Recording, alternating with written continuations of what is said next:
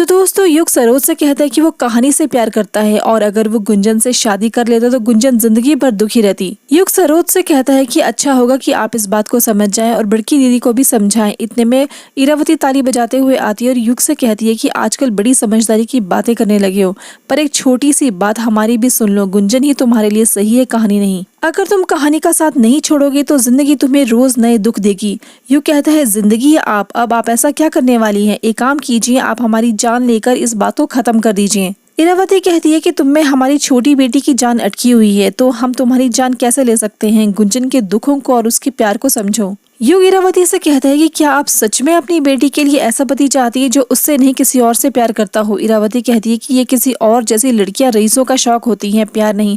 अगर शौक पूरा हो गया हो तो उसे एक तरफ कर दो। युग कहता है कि जुबान संभाल कर बात करिए, वो हमारी पत्नी है। इरावती कहती है कि हम कुछ भी कर लेंगे पर उस लड़की को यहाँ नहीं रहने देंगे। युग कहता है क्या करेंगी आप? हमारी चाय में कुछ मिला देंगी, हमें इतना दर्द देंगी कि हम सह नहीं पाएंगे और बेहोश हो जाएंगे।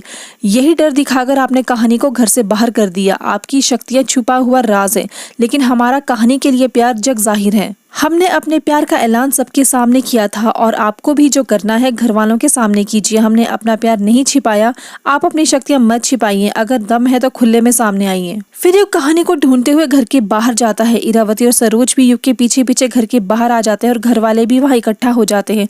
कहानी युग से घर के अंदर जाने को कहती है, पर युग कहता है कि हम तुमसे दूर नहीं रह सकते और कहानी को गले लगाता है। युग कहानी का हाथ पकड़कर इरावती से कहता है कि हम अपने प्यार का हाथ थामे खड़े हैं, वो प्यार जो गुंजन का ना कभी था ना कभी हो सकता है। आपको जो करना है कर दीजिए, हम दुनिया छोड़ देंगे पर कहानी का हाथ कभी नहीं छोड़ेंगे। तभी गुंजन भी आती है और कहती है कि आप सब यहाँ क्या कर रहे हैं? युग गुंजन से कहता है कि तुम हमारी दोस्त हो, लेकिन हम तुमसे शादी नहीं कर सकते।